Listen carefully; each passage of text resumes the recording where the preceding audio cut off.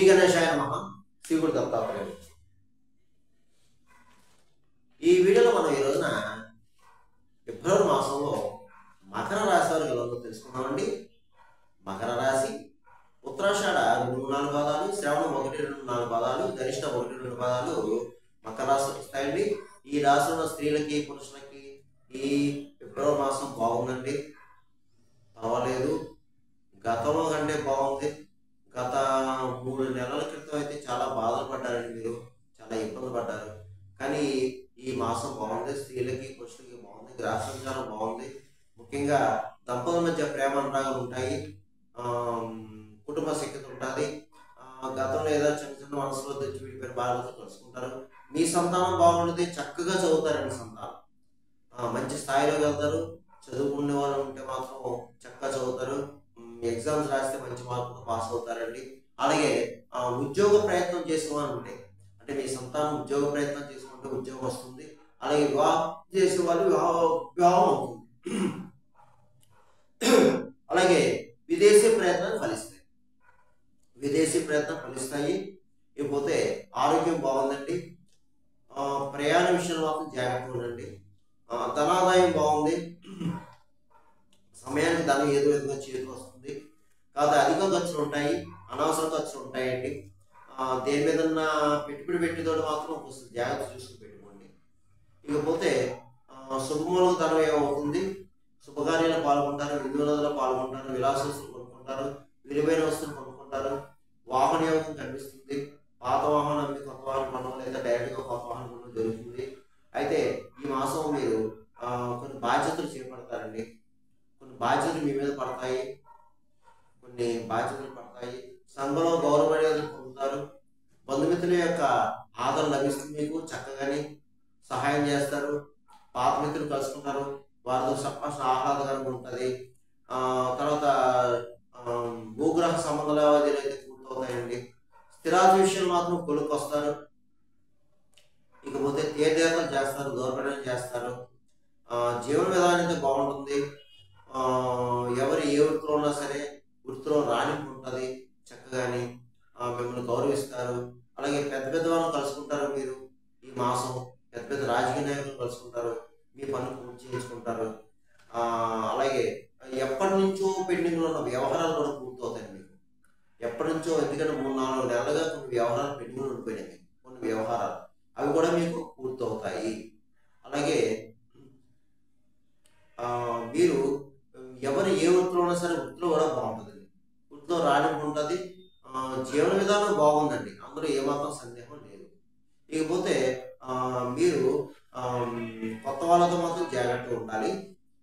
కొత్త వాళ్ళని నమ్మి డబ్బులు, బంగారం, పత్రాలు ఇవ్వద్దు. ఇకపోతే మీకు ముఖ్యంగా సాక్షి సంతకం ఉంటుంది.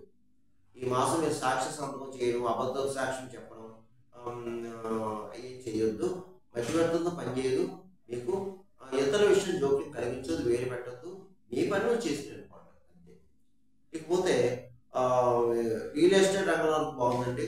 స్పెక్యులేషన్ లాభిస్తుంది. మోటార్ వీల్ వరకు బాగుంది. ప్రైవేట్ కాంట్రాక్ట్స్ బాగుంది. అలాగే సినిమా, టీవీ రంగంలో వరకు కూడా బాగుంది. మంచి అవకాశాలు వస్తాయి. అలాగే రాజకీయ నాయకులకు బాగుందండి. ప్రజలు మంచి గుర్తింపు తెచ్చుకుంటారు. మంచి ప్రజలకు కావాల్సిన పనులన్నీ చేపడతారు. మీరు మంచి కార్యాలు చేపడతారు. మీకు కాకపోతే మీకు ఆరోగ్య విషయంలో జాగ్రత్తగా ఉండండి. మీరు రాజకీయ నాయకులు ముఖ్యంగా ఆరోగ్య విషయం జాగ్రత్తగా ఉండాలి, ప్రయాణ విషయంలో జాగ్రత్తగా ఉండాలి, డబ్బుల విషయంలో జాగ్రత్తగా ఉండాలి. తర్వాత శత్రువులు ఉంటారు, మీకు తెలియని శత్రువులు ఉంటారు, చాలా జాగ్రత్తగా ఉండాలండి. కొంచెం నరకోశం నరపేయడం ఉంది, మీకు కాస్త జాగ్రత్తగా ఉండాలి. మిగతా విషయాలు మాత్రం బాగుందండి. మీ పర్సనల్ విషయం వచ్చేటప్పటికి కాస్త ఇబ్బంది, కానీ పబ్లిక్ విషయం, ప్రజల విషయం తిరగడం బాగుంది. ప్రజల విషయంలో మాత్రం బాగుంది, మంచి జరుగుతుంది. ఇక అన్ని రకాల వ్యాపారస్తులు బాగుంది.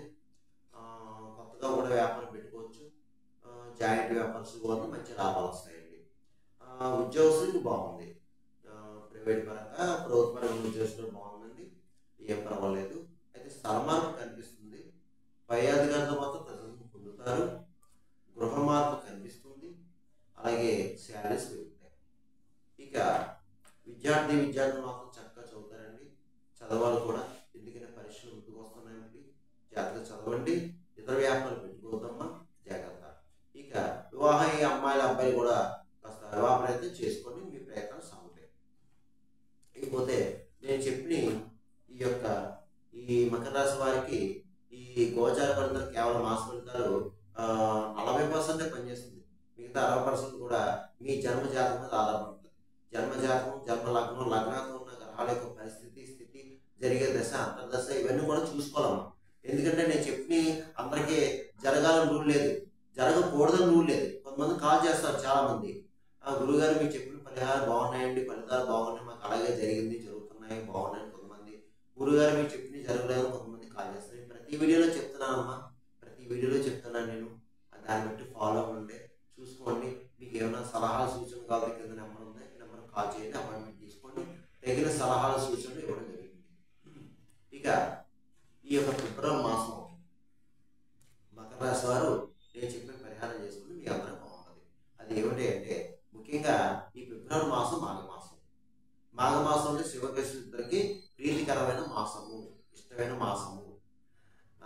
అందువల్ల ఏంటంటే శివుడికి శివుడు అభిషేక ప్రియుడు, విష్ణువు అలంకార ప్రియుడు. కాబట్టి చక్కగా శివాలయాలు అభిషేకం చేయించుకోండి. ఈ ఫిబ్రవరి మాసం మీకు అవకాశం ఉన్నప్పుడు అభిషేకం చేయించుకోండి, పంచామృత స్నాన అభిషేకం చేయించుకోండి. దాంతోపాటు ముఖ్యంగా 4 పదార్థాలు ఉన్నాయండి. ఈ 4 పదార్థాలతో కూడా చేయించుకుంటే సకల శత్రు రోగ రుణబాధ నుంచి విముక్తి అవుతారు.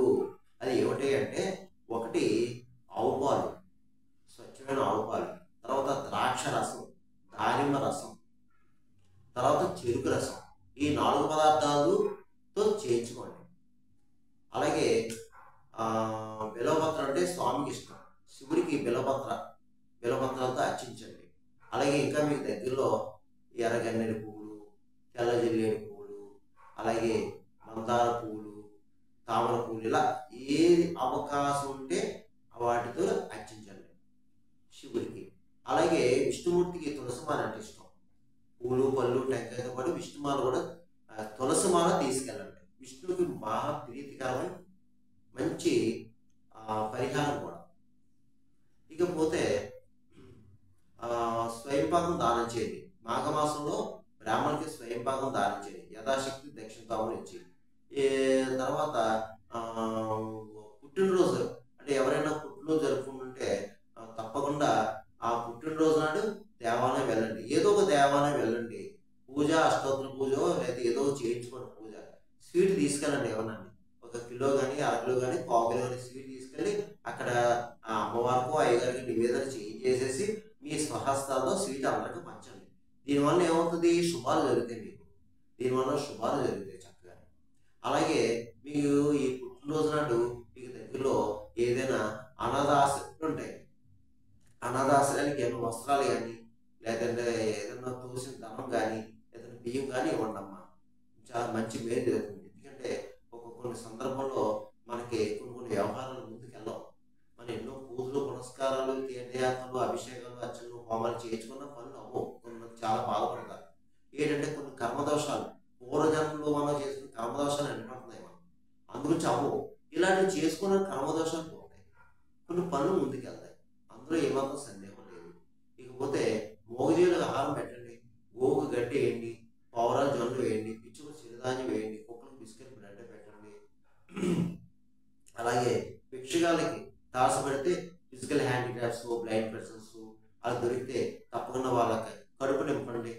పండు పొలం ఇవ్వండి, వీలైతే అన్నం పెట్టండి. అమ్మ కాస్త యథాశక్తి ఎంతో కొంత చేతిలో పెట్టండి, రూపాయి పాపాయి అంతే. ఇలా చేసుకోండి. ఇలా చేసుకోవడం వల్ల ఈ మకర రాశి వాళ్ళకి అంతా మంచి జరుగుతుంది. అలాగే వీలైతే ఈ మాఘమాసంలో వీలైతే నదీ స్నానం చేయండి. ఎందుకంటే మాఘమాసంలో నదీ స్నానం, సముద్ర స్నానం చాలా మంచిది. ఒకవేళ అలా వీలు కాని వారు చక్కగా ఇంట్లోనే కాస్త బయట పూజా సూచన గంగాజలం ఉంటారు, గంగాజలం తెచ్చుకోండి. కాస్త మీరు స్నానం చేసే బకెట్లో వేసుకోండి. అలాగే కాస్త కళ్ళు కూడా వేసుకోండి, స్నానం చేయండి. అదే నదీ స్నానంతో సమానం, నదీ స్నానంతో సమానం. అలాగే మాఘమాసంలో ఎవరన్నా మీకు పితృదేవతలు ఉంటే పితృదేవత కార్యాలు కూడా చేయండి. ఆ నదీ క్షేత్రం వెళ్ళి పిండ ప్రదానం చేయండి.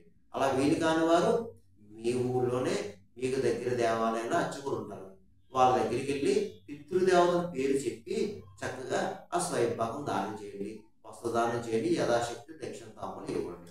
ఎందుకంటే మనం ఎన్ని పూజలు పునస్కారాలు చేసినా పితృదేవతల ఆశీస్సులు ఏంటి ఏది జరగదు. పితృదేవతల ఆశీస్సులు మనకి అది మనతో గుర్తుపెట్టుకోండి అమ్మా. నేను ప్రతి